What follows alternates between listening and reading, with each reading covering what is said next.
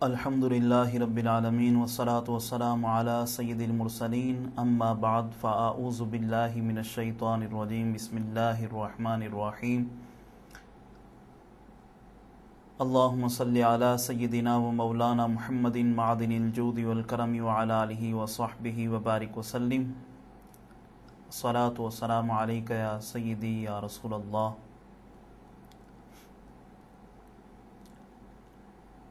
محترم ناظرین کرام، آج کی اس فقہی نشست میں ہم یوم جمعہ اور نماز جمعہ کی اہمیت اور اس کی فضیلت سے متعلق سنیں گے اور اس بات پر غور کریں گے کہ اللہ تبارک و تعالی نے اس مقدس دن کو انسانیت کے لیے اور بالخصوص اپنے پیارے محبوب صلی اللہ تعالی علیہ وسلم کی امت کے لیے کس قدر عظیم الشان بنایا ہے، عظمت والا بنایا ہے۔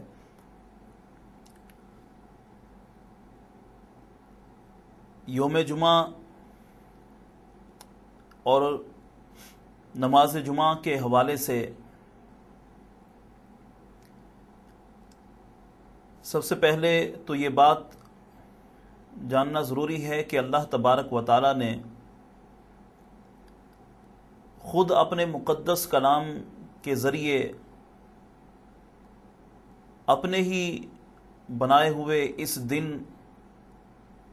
اور اس دن کی اس عبادت کو بہت مبارک دن اور اس دن کی عبادت کو بہت مبارک عبادت فرمایا ہے، اور قرآن مجید میں سورہ جمعہ کے نام سے 28ویں پارے میں مکمل ایک سورہ مبارکہ ہے جس میں اللہ تبارک و تعالی نے خود اس دن کی اور اسی طرح اس دن کی نماز کی اہمیت کو بیان فرمایا۔ چنانچہ اگر ہم اس دن کے حوالے سے تاریخ کے پس منظر میں دیکھتے ہیں تو ہمیں پتہ چلتا ہے کہ عہد جاہلیت میں اس دن کو یعنی جمعہ کے دن کو عروبہ کا دن کہا جاتا تھا، اور بعثت نبوی سے تقریباً 550 سال پہلے ہمارے پیارے نبی صلی اللہ تعالی علیہ وسلم کے آباء و اجداد میں سے کعب بن لوی نے اس دن کو یعنی یوم عروبہ کو جمعہ کا دن کہا۔ اب اس وقت عہد جاہلیت میں یہ پوری دنیا کے لوگوں کے لیے یوم عروبہ تھا، لیکن کعب بن لوی کی جانب سے اس دن کو جو جمعہ کا دن کہا گیا، یہ جمعہ کا دن فقط اہل قریش میں ہی مشہور ہوا، اور اس کو جمعہ کا دن اس لیے کہا گیا کہ اس دن کعب بن لوی تمام اہل قریش کو جمع کر کے رسول کریم علیہ الصلوۃ والسلام کی بعثت مبارکہ کا ذکر فرمایا کرتے تھے۔ کتب سابقہ میں رسول کریم علیہ الصلوۃ والسلام کی آمد کے جو تذکرے ہوئے، جو ذکر ہوا، چاہے وہ دین موسوی ہو یا حضرت عیسیٰ علیہ السلام پر نازل کردہ کتاب ہو، تو کتب سماویہ سے کعب بن لوی رسول کریم علیہ الصلوۃ والسلام کی بعثت مبارکہ کا ذکر فرمایا کرتے، اور اہل قریش سے یہ کہتے کہ اللہ تبارک و تعالیٰ کے محبوب، وہ محبوب کہ جن پر اللہ تبارک و تعالیٰ نے نبوت کا سلسلہ ختم فرمانا ہے، وہ نبی آخر الزمان کہ جن کی آمد کا ذکر آدم علیہ السلام سے لے کر عیسیٰ علیہ السلام تک تمام انبیاء کرام نے کیا، وہ نبی آخر الزمان بنو اسماعیل میں سے آپ کے قبیلہ، آپ کے خاندان قریش میں بنو ہاشم میں تشریف لائیں گے۔ تو اس طرح رسول کریم علیہ السلام کی بعثت مبارکہ سے تقریباً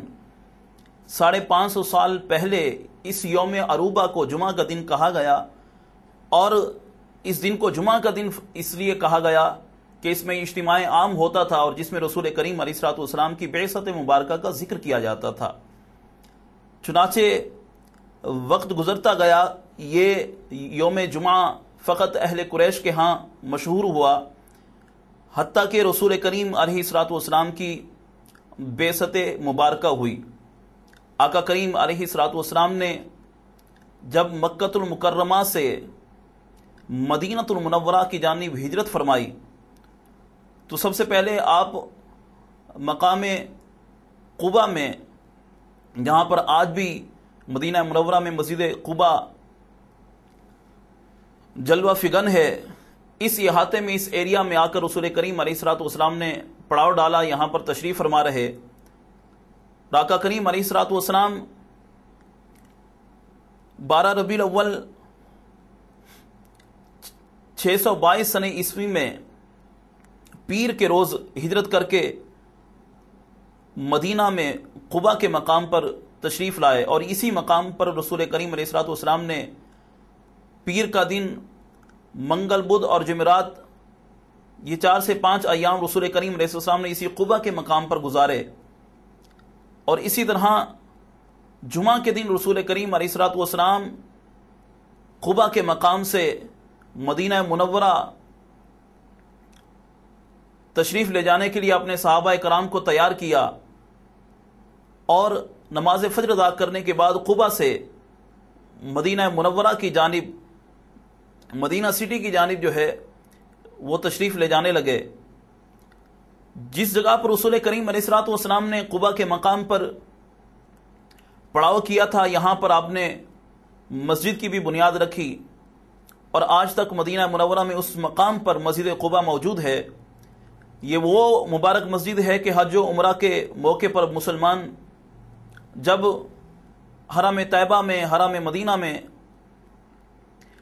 حاضر ہوتے ہیں تو مسجد قباء کی زیارت کے لیے ضرور جاتے ہیں۔ یہ وہ مسجد قباء ہے کہ جس کے متعلق رسول کریم علیہ السلام نے ارشاد فرمایا کہ جو میری اس مسجد کے اندر آ کر دوگانہ نماز ادا کرے گا، 2 رکعت نفل ادا کرے گا،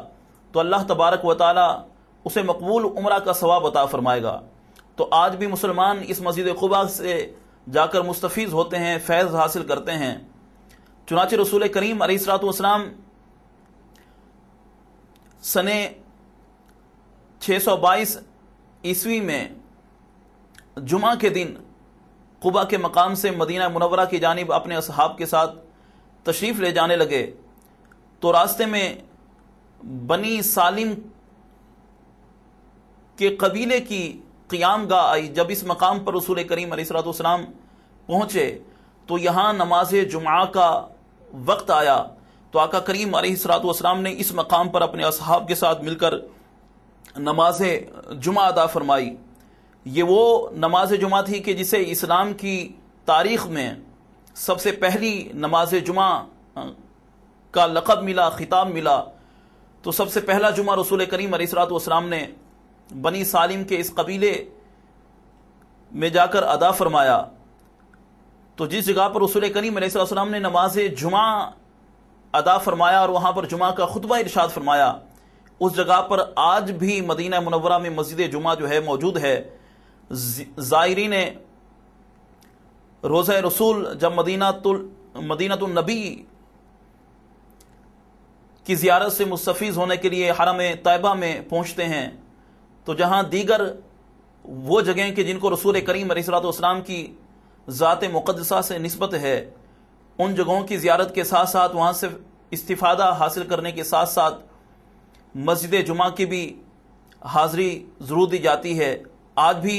مسجد جمعہ جہاں پر قائم ہے، یہاں پر رسول کریم علیہ السلام نے زندگی کا سب سے پہلا جمعہ ادا فرمایا، خطبہ جمعہ ارشاد فرمایا۔ اور بنی سالم کے اس قبیلے پر آج بھی مسجد جمعہ جو ہے وہ موجود ہے۔ اسی طرح مفسرین کرام نے بیان فرمایا کہ رسول کریم علیہ الصلوۃ والسلام نے اپنی مبارک زندگی میں تقریباً 500 نماز جمعہ ادا فرمائے۔ تو یہ جمعہ سے متعلق جو ہے مختصر ہسٹری تھی کہ جو اسلامی تاریخ سے ہمیں ملتی ہے۔ بہرحال یہ وہ مقدس دن ہے کہ جس کو اللہ تبارک و تعالیٰ نے بڑی عظمت عطا فرمائی، بہت ہی بزرگی عطا فرمائی۔ رسول کریم علیہ الصلوۃ والسلام کی احادیث کریمہ اگر جمع کی جائیں یوم جمعہ اور نماز جمعہ کی فضیلت سے متعلق، تو من جملہ یہ بات بالکل واضح ہو جاتی ہے کہ آقا کریم علیہ الصلوۃ والسلام نے ارشاد فرمایا کہ اللہ تبارک و تعالیٰ نے اس دن کو یعنی جمعہ کے دن کو تمام ایام میں، تمام دنوں میں سردار کی حیثیت عطا فرمائی۔ یعنی اس دن کو رسول کریم علیہ الصلوۃ والسلام نے سید الایام کے لقب سے نوازا، اور اسی طرح آقا کریم علیہ الصلوۃ والسلام نے ارشاد فرمایا کہ یہ دن میری امت کے لیے عید کا دن ہے، تو اسے مسلمانوں کی عید کا دن بھی قرار دیا گیا۔ اور اسی طرح آقا کریم علیہ الصلوۃ والسلام نے ارشاد فرمایا کہ جمعہ کے دن کی تکریم کرو، کیونکہ یہ وہ مقدس دن ہے کہ جس دن میں اللہ تبارک و تعالیٰ نے آدم علیہ السلام کے خمیر کو پیدا کیا، یعنی ان کے مجسمہ کو بنایا۔ اسی دن اللہ تبارک و تعالیٰ نے آدم علیہ السلام میں روح پھونکی، انہیں پیدا کیا۔ یہ وہی دن ہے کہ جس میں آدم علیہ السلام کو اللہ تبارک و تعالیٰ نے جنت کی جانب بھیجا۔ یہ وہی دن ہے کہ آدم علیہ السلام جب جنت سے باہر تشریف لائے تو یوم جمعہ تھا، اور پھر اسی طرح آدم علیہ السلام جب زمین پر اللہ کے حکم سے تشریف لائے، یعنی آدمیت کی ابتدا جب زمین پر ہوئی تو وہ بھی یوم جمعہ تھا۔ اور اسی طرح آپ صلی اللہ علیہ وسلم نے ارشاد فرمایا کہ آدم علیہ السلام کی جب دنیا سے رحلت ہوئی، وصال ظاہری آپ نے فرمایا، تو وہ بھی یوم جمعہ تھا۔ اور اسی طرح آقا کریم علیہ الصلوۃ والسلام نے ارشاد فرمایا کہ میدان محشر جس دن برپا ہوگا، قیامت قائم ہوگی، وہ بھی جمعہ کا دن ہوگا۔ رسول کریم علیہ الصلوۃ والسلام نے ارشاد فرمایا کہ نہیں ہے کوئی مقرب فرشتہ نہ زمین میں، نہ آسمان میں، نہ پہاڑوں میں، نہ سمندر میں، مگر جمعہ کے دن کی ہیبت سے وہ ڈرتا ہے۔ ابن ماجہ شریف کی یہ روایت ہے کہ آقا کریم علیہ الصلوۃ والسلام نے فرمایا کہ جتنے بھی جنات ہیں یا فرشتے ہیں جمعہ کے دن کی ہیبت سے لرز جاتے ہیں، کیونکہ یہ وہ دن ہے کہ جس دن قیامت واقع ہونے والی ہے۔ تو ایک انسان کے دل میں ہی قیامت کا خوف نہیں ہے، ڈر بظاہر نظر نہیں آتا۔ بہرحال جنات اور فرشتے اس دن کی ہیبت سے لرز جاتے ہیں۔ آقا کریم علیہ السلام کا فرمان کہ سمندر، پہاڑوں، ہر جگہ پر جہاں جہاں پر فرشتے ہیں، اس دن کی ہیبت اور رعب کی وجہ سے جب یہ دن آتا ہے تو لرزنے لگ جاتے ہیں۔ رسول کریم علیہ الصلوۃ والسلام نے اس دن کی اور اس دن میں کی جانے والی عبادت یعنی نماز جمعہ کی بہت ہی فضیلت بیان فرمائی۔ جب جمعہ کا دن آتا اور نماز جمعہ کا وقت قریب آتا تو آقا کریم علیہ الصلوۃ والسلام نماز جمعہ کے لیے خوب اہتمام فرماتے۔ سنن نبوی کا جب ہم مطالعہ کرتے ہیں، سیرت نبوی کی جانب ہم جب دیکھتے ہیں تو آقا کریم علیہ الصلوۃ والسلام نماز جمعہ کے لیے غسل فرماتے، اچھا وضو کرتے، مسواک کرتے، اچھا لباس زیب تن فرماتے، اور اسی طرح امامہ شریف رسول کریم علیہ الصلوۃ والسلام اس دن کی تکریم کے لیے، نماز جمعہ کے لیے رسول کریم علیہ السلام امام شریف کا خوب اہتمام فرماتے۔ اور ایک مقام پر ہمارے پیارے نبی صلی اللہ تعالی وسلم نے ارشاد فرمایا کہ اللہ اور اس کے فرشتے اس دن امامہ باندھنے والوں پر درود بھیجتے ہیں۔ اسی طرح آقا کریم علیہ الصلوۃ والسلام نے فرمایا کہ جو اس دن ناخن تراش کرتا ہے، یعنی اپنے ناخن جو زائد بڑے ہوئے ہیں ان کو کاٹتا ہے، تو اللہ تبارک و تعالی اسے ہفتہ بھر بلاؤں سے محفوظ فرماتا ہے۔ تو یہ شمائل نبوی تھے رسول کریم علیہ السلام کی عادات مبارک کے متعلق۔ ہم نے سنا کہ رسول کریم علیہ السلام اس انداز میں نماز جمعہ کا جو ہے وہ اہتمام فرمایا کرتے تھے۔ اسی طرح نماز جمعہ سے متعلق رسول کریم علیہ السلام نے ارشاد فرمایا کہ نماز جمعہ مساکین کے لیے، غرباء کے لیے، فقراء کے لیے حج کی ادائیگی کے برابر ہے۔ یعنی کہ وہ لوگ کہ جو حج کی استطاعت نہیں رکھتے، غربت کی وجہ سے، مفلسی اور محتاجی کی وجہ سے، ان غرباء، ان مساکین اور ان فقراء کے لیے رسول کریم علیہ الصلوۃ والسلام نے ارشاد فرمایا کہ نماز جمعہ ادا کرنا ان غرباء کا گویا کہ ایسا ہے مقبول حج کا ثواب لے کر آتے ہیں۔ اب ایک وہ شخص ہے کہ جو نماز کی جانب، جو حج کی جانب بڑھتا ہے، اللہ تبارک و تعالیٰ نے جسے استطاعت حج عطا فرمائی ہے، وہ لوگ جا کر حرم مکہ میں جا کر طواف کعبہ میں مشغول ہو کر صفا و مروہ کی سعی کر کر مقام عرفات میں ٹھہراؤ کر کے حج کے ارکان ادا کرتے ہیں۔ لیکن قربان جائیے، رسول کریم علیہ الصلوۃ والسلام نے ارشاد فرمایا کہ ہاں، ایک تو وہ ہیں صاحب استطاعت کے جنہوں نے حج کی سعادت حاصل کی اللہ تبارک و تعالیٰ کے کرم سے، ایک تو انہوں نے حج کا ثواب حج کی ارکان کو ادا کر کے حاصل کیا، لیکن میری امت کے وہ غرباء اور مساکین کے جو حج کی استطاعت نہیں رکھتے، وہ اگر نماز جمعہ کا صحیح معنوں میں اچھے انداز میں اہتمام کریں تو جہاں وہ نماز جمعہ ادا کر کے فارغ ہوتے ہیں، وہاں اپنے دامن کو حج مقبول کے ثواب سے مالا مال کر کے مسجد سے واپس ہوتے ہیں۔ صحیح مسلم شریف کی یہ روایت تھی۔ اسی طرح سے رسول کریم علیہ الصلوۃ والسلام نے ارشاد فرمایا کہ نماز جمعہ کی ادائیگی کے لیے جو مسلمان ذہنی طور پر، دلی طور پر ہر لحاظ سے تیار رہتے ہیں، ان خوش بختوں کا ذکر کرتے ہوئے آقا کریم علیہ الصلوۃ والسلام نے ان کی شان بیان کرتے ہوئے فرمایا کہ جو نماز جمعہ کا صحیح معنوں میں اہتمام کرتے ہیں، اس دن کا ادب و احترام کرتے ہیں، اس دن کی عبادت کو خوب اچھے انداز میں بجا لانے کی کوشش کرتے ہیں، رسول کریم علیہ السلام نے ان کی شان اس انداز میں بیان کی۔ ہمارے نبی صلی اللہ علیہ وسلم نے ارشاد فرمایا کہ نماز جمعہ سے پہلے اللہ تبارک و تعالیٰ کے معصوم فرشتے پوری روئے زمین پر جو ہے وہ پھیل جاتے ہیں۔ ہر مسجد کے دروازے پر اللہ تبارک و تعالیٰ کے جو معصوم ملائکہ ہیں وہ رجسٹر لے کر جو ہے ہر مسجد کے دروازے پر موجود ہوتے ہیں۔ جو شخص پہلے آتا ہے، اس کے بعد آنے والا، اس کے بعد آنے والا، ان کے نام تحریر کرتے رہتے ہیں، حتیٰ کہ جب امام خطبہ کے لیے ممبر پر آ جائے تو یہ ملائکہ اس رجسٹر کو بند کر کے خطبہ سننے کے لیے حاضر ہو جاتے ہیں۔ رسول کریم علیہ الصلوۃ والسلام نے ارشاد فرمایا کہ نماز جمعہ کے لیے سب سے پہلا وہ شخص جو مسجد میں داخل ہوتا ہے، اللہ تبارک و تعالیٰ اسے اونٹ اپنی راہ میں صدقہ کرنے کا ثواب عطا فرماتا ہے۔ اسی طرح سے فرمایا کہ جو دوسری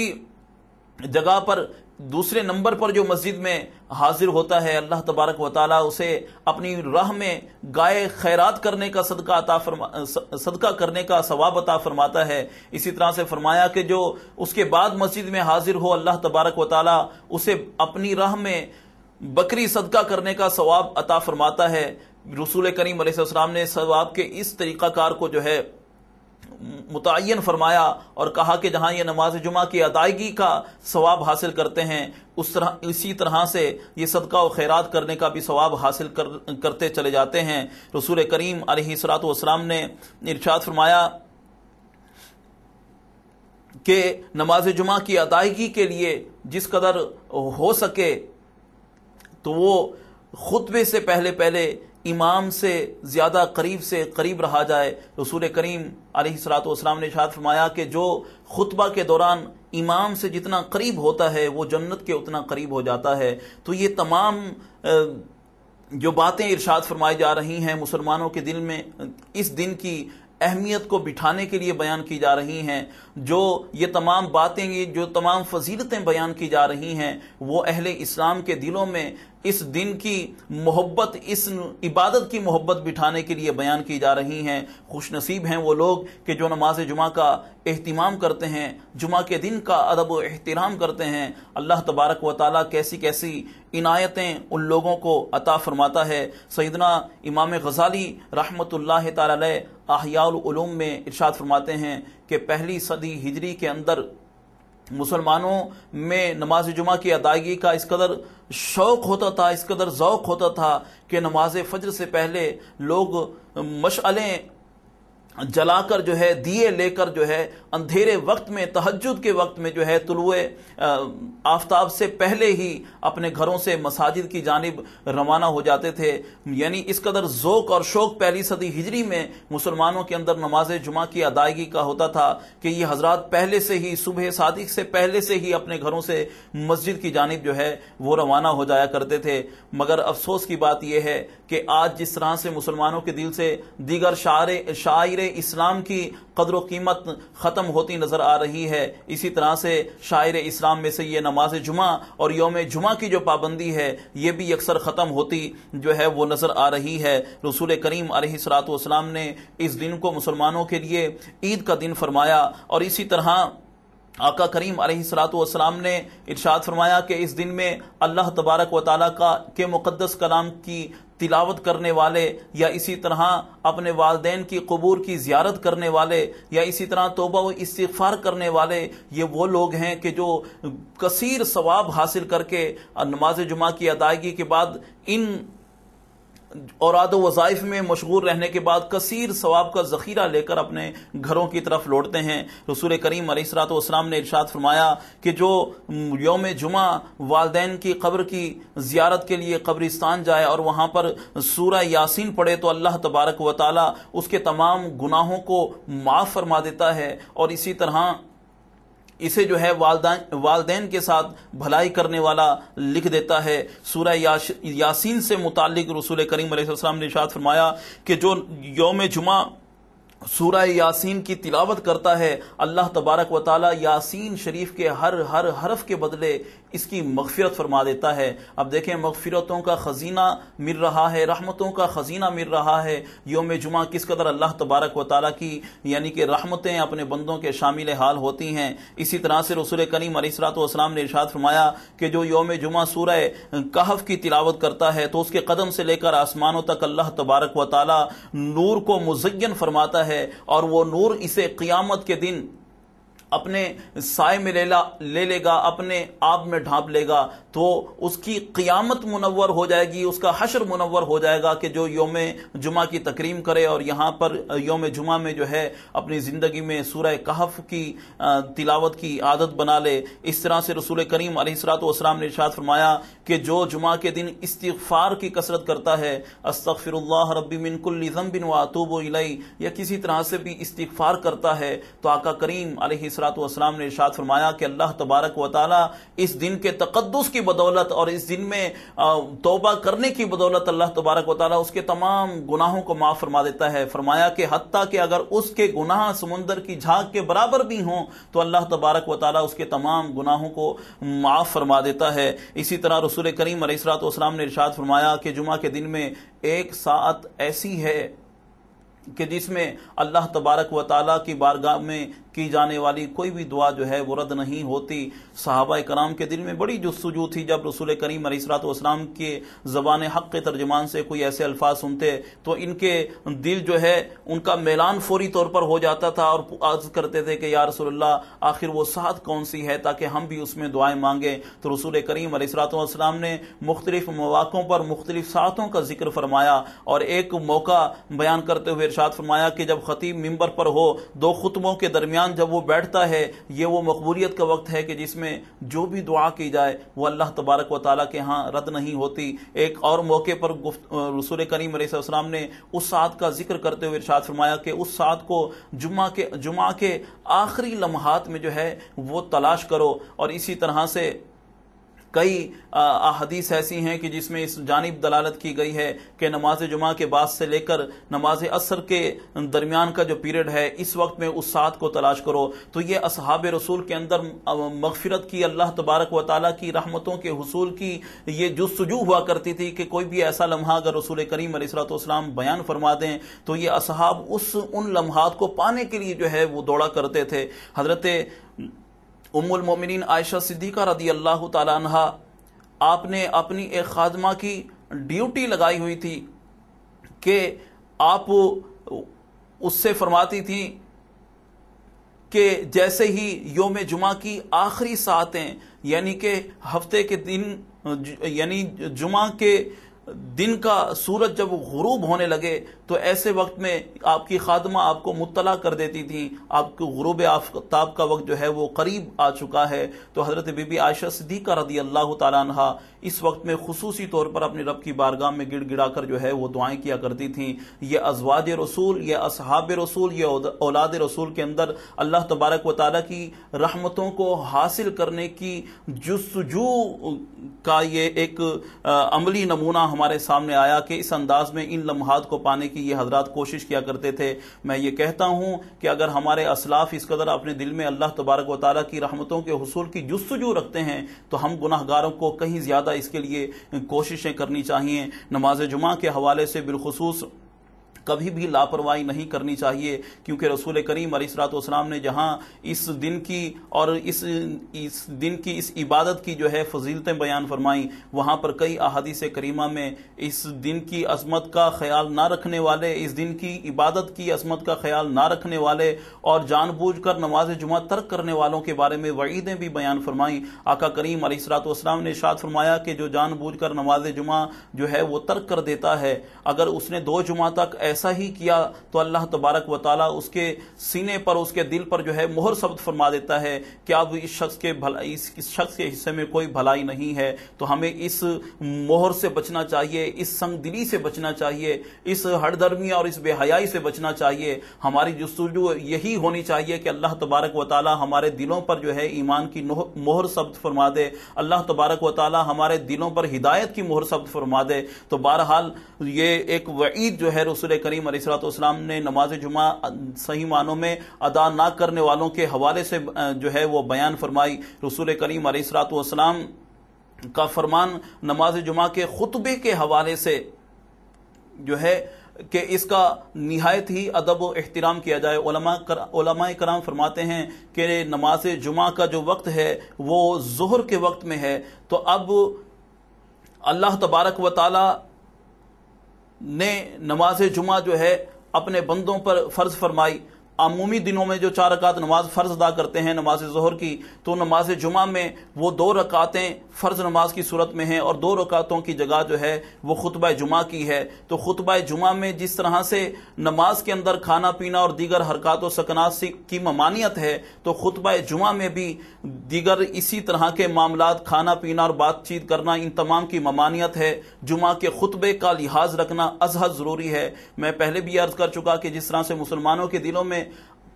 دیگر شاعر اسلام کی قدر و قیمت ختم ہوتی نظر آ رہی ہے، اسی طرح سے نماز جمعہ کی ادائیگی اور خطبے کی ادائیگی جو ہے اس کی بھی قدر و قیمت بظاہر ختم ہوتی نظر آ رہی ہے. تو ہم پر لازم ہے کہ ہم جو ہے نماز جمعہ کا جو ہے خوب اہتمام کریں، اس کی قدر کو جانیں، اس کی منزلت کو جانیں اور اس کا ادب و احترام کرنے کی کوشش کریں. اللہ تبارک و تعالی ہمیں عمل کرنے کی توفیق عطا فرمائے. وآخر دعوانا ان الحمد للہ رب العالمین.